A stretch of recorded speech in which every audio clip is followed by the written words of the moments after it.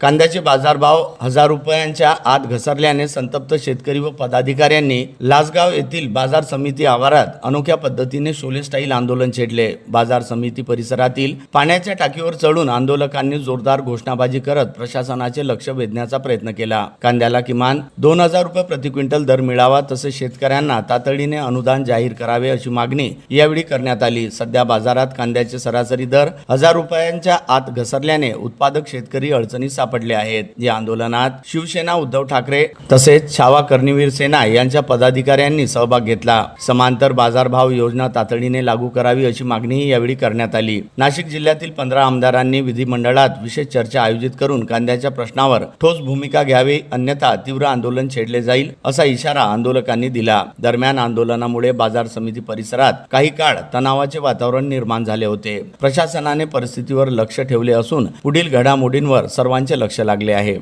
आज या ठिकाणी लासलगाव बाजार समितीमध्ये आपण पाहिलं असेल की सकाळी 1000 रुपयाच्या आत भाव आलेले आणि याच्या संदर्भात या ठिकाणी वेगळ्या पद्धतीने आंदोलन करण्याची गरज होती। जे कायमचे आंदोलन त्यापेक्षा या ठिकाणी शोले स्टाईल शेतकऱ्यांनी आणि सगळ्यांना बरोबर घेऊन या ठिकाणी आंदोलन करण्यात आलं।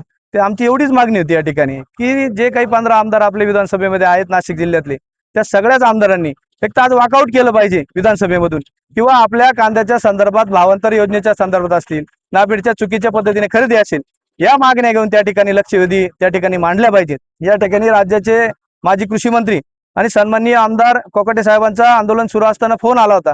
आम्ही त्यांनाही विनंती केली की साहेब, आपल्याला या संदर्भात संपूर्ण माहिती आहे, आपण कृषी मंत्री म्हणून काम केलेलं आहे, की आपण या संदर्भात कांद्याची लक्षवेधी विधानसभेमध्ये करावी अशी मागणी आम्ही त्यांना केली आणि प्रशासनाच्या विनंतीवरून हे आंदोलन या ठिकाणी थांबवलंय, तात्पुरतं थांबवलंय।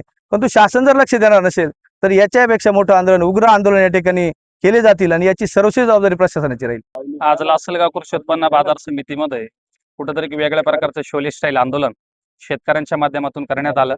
आशिया खंडातली सगळ्यात मोठी बाजारपेठ म्हणून या बाजार समितीकडे पाहिलं जातं आणि शेतकऱ्याचा कांदा ट्रॉली टाकेपर्यंत किंवा त्याच्या वाहनात टाकेपर्यंत त्याला बाजारभाव या ठिकाणी माहीत नसतो आणि मार्केटच्या खळ्यामध्ये आल्यानंतर त्याची कुठेतरी फसवणूक या ठिकाणी केली जाते। यामध्ये कुठेही व्यापाऱ्याचा पण दोष नाही आणि शेतकऱ्याचा पण दोष, पण व्यापारी आणि शेतकरी जे काही समीकरण आहे ते समीकरण सरकारच्या माध्यमातून कुठेतरी चुकलेलं आहे। भावांतर योजना या ठिकाणी लागू केली पाहिजे आणि ती भावांतर योजना जर या ठिकाणी लागू जर झाली तर शेतकऱ्यांना योग्य तो न्याय मिळू शकतो। किमान सरासरी 2000 रुपये प्रति क्विंटल भाव शेतकऱ्याला या ठिकाणी मिळावा। याचं कारण असं आहे की त्या शेतीसाठी लागणाऱ्या ज्या काही गोष्टी आहेत त्याचे रोज नव्यानं भाव या ठिकाणी वाढत आहे आणि शेतकरी कुठेतरी पुरता फसला जातोय।